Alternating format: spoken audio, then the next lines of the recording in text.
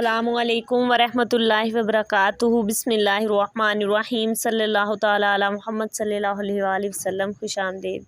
आज का मौजू ये है कि अल्लाह ताला अपने बंदों के गुनाह कैसे माफ़ फरमा देता है और कब माफ़ फरमाता है। कब इंसान अल्लाह ताला की तरफ रुजू करे तो अल्लाह ताला उसके गुनाहों को माफ़ फरमा देता है। बहुत ही प्यारा एक वाक़या सुनाती हूँ। हज़रत अबू हुरैरा से रवायत है, हदीस मुबारक है कि आका सलातो व सलाम की बारगाह में एक बुज़ुर्ग हाज़िर होते हैं। हज़रत अबू हुरैरा फरमाते हैं कि जब वो बुज़ुर्ग जाने लगे तो मैंने उनसे उम्र पूछी तो उनकी उम्र थी 96 साल। वो बुज़ुर्ग आते हैं बारगाह इलाही में कि आका सलातो व सलाम उठ कर खड़े होकर उनका इस्तकबाल करते हैं और पूछते हैं कि आइए बुज़ुर्गों, कैसे आना हुआ। बाबा जी बैठ जाते हैं और जब बाबा जी गुफ्तगू करते हैं तो हज़रत अबू हुरैरा फरमाते हैं कि जब बाबा जी गुफ्तगू करते हैं तो वो अपने चेहरे से नज़रें उठाकर आका सलातो व सलाम को पहले देखते और फिर अपनी बात करते। बाबा जी की उम्र इस कदर थी, इस कदर बुज़ुर्ग थे कि अपनी जो उनके हाथ में छड़ी थी उस छड़ी पे दोनों हाथों से लिपटे हुए और उसके सहारे से चलते, यहाँ तक कि उनकी आँखों के ऊपर जो भवें हैं वो इतनी बड़ी कि उनसे उनकी आँखें छुपी हुई थी।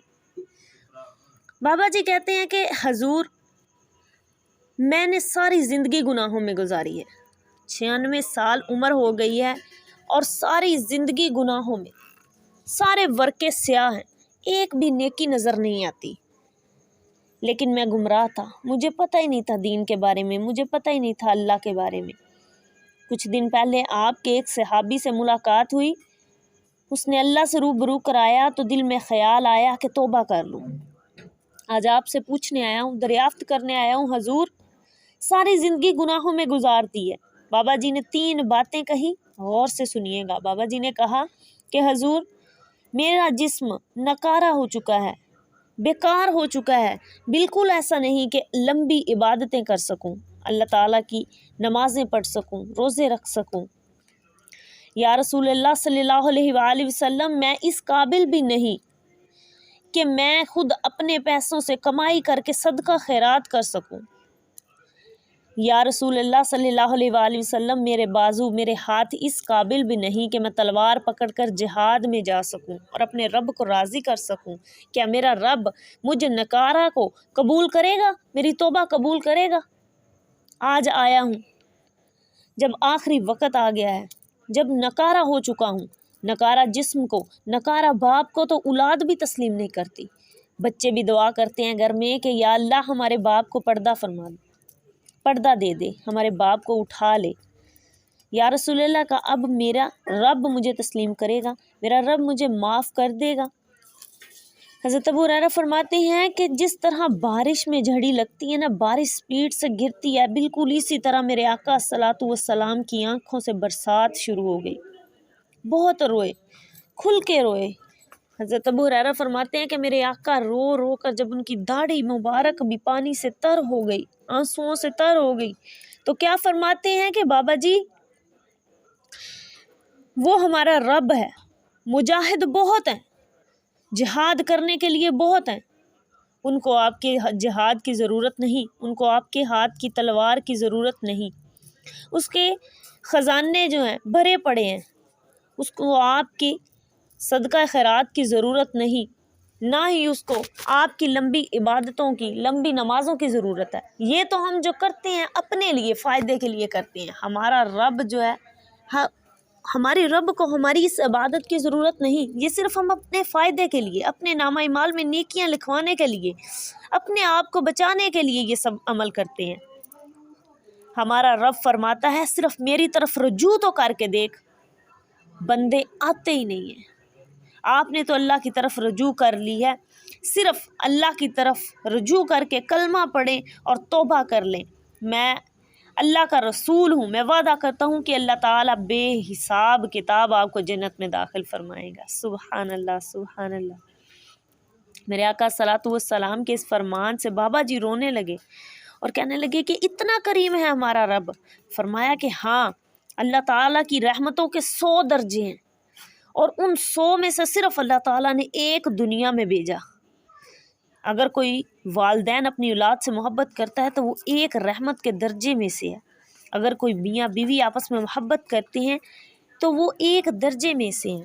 اگر دوست احباب آپس میں رشتہ دار محبت کرتے ہیں تو وہ صرف ایک درجے میں سے سب کے اندر وہ محبت بٹی ہوئی ہے۔ صحابہ اکرام نے عرض کی یا رسول اللہ وہ 99 درجے کہاں ہیں؟ تو فرمایا کہ اللہ تعالیٰ نے اپنے پاس رکھے ہوئے ہیں، روز محشر اپنے بندوں پہ لوٹائے گا۔ سبحان اللہ۔ قرآن پاک میں ہر جگہ اللہ تعالیٰ کیا فرماتا ہے کہ میرے غضب سے زیادہ میری رحمت بڑی ہے، میرے غضب سے زیادہ میری رحمت بڑی ہے۔ اگر اللہ تعالیٰ کے نام دیکھے جائے نا تو اللہ تعالیٰ کے 99 نام میں ہر نام میں اللہ تعالیٰ رحمت ہی برساتا ہے، صرف ایک نام ہے جل جلالہ، اس نام میں اللہ تعالیٰ جلال میں آیا، باقی سارے ناموں میں رحمت ہے۔ میرے آقا صلوات و سلام کے اس فرمان کی وجہ سے بابا جی کلمہ پڑھ کر مسلمان ہو گئے، اور آقا کے وعدے کے مطابق اللہ تعالیٰ نے بے حساب کتاب جنت میں داخل فرما لیا۔ سبحان اللہ سبحان اللہ۔ مفسرین تو فرماتے ہیں کہ اگر کوئی غلطی سے یعنی بھول کر بھی اللہ تعالیٰ کا نام لے لے تو اللہ تعالیٰ اس کو بھی عطا فرما دیتا ہے۔ ایک شخص تھا،